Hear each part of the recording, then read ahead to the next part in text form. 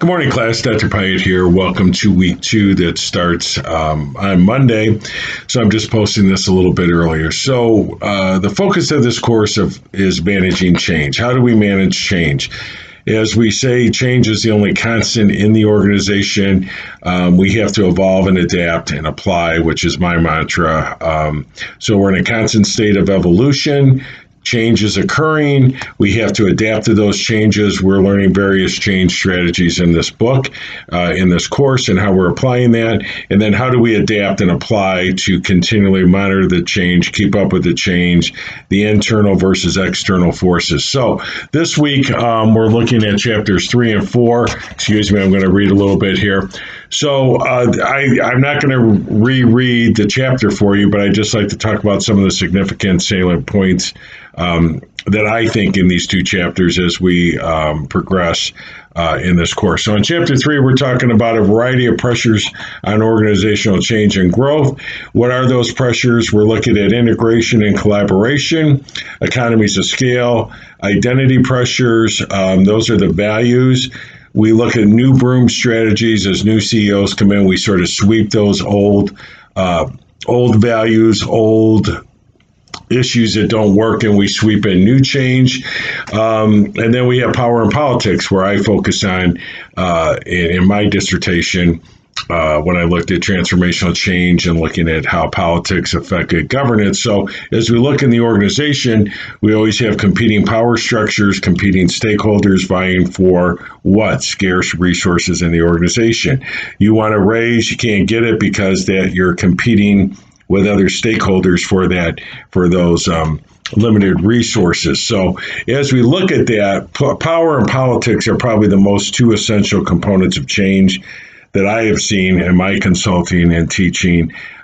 We always have competing factions looking for that, and we have to absorb and acquire those necessary skills to work with the power dynamics in the organization. We have pressure from the organization, from the mission and vision statement, the organizational culture, to what? Be good stewards of what? The organization's resources, and to promote a product that meets the needs of the consumer, at the same time maintaining competing stakeholder interest for those scarce resources. And then we look at the different processes and then the rationale of how we deal with that. So again, look at the book. I'm not going to reiterate all those. I don't have time in this video, but look at those change strategies and how do you incorporate that into your own professional practice.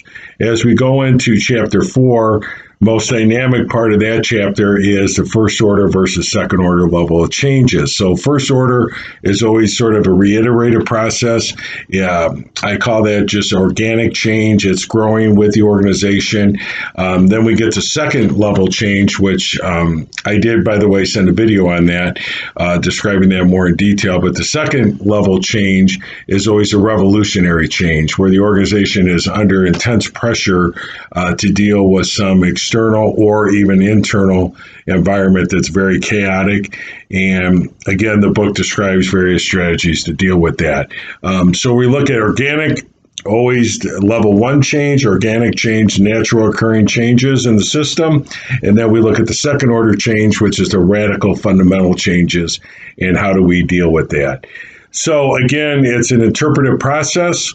We look at influence, we look at communication, the why are we communicating this, the how do we develop those change strategies for what? To make a cultural imprint on the organization.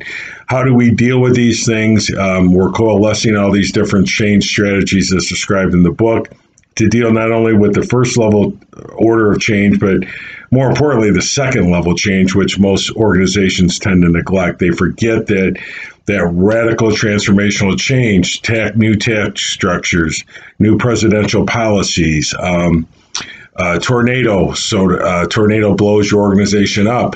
That's a radical revolutionary change. Do you have the resources to gather your people back up? complete that change process and move on back to syncing the organization values, missions, and goals. So, again, those are just the highlights that I think of chapter 3 and 4. Please read the book, look at the videos I submitted to you.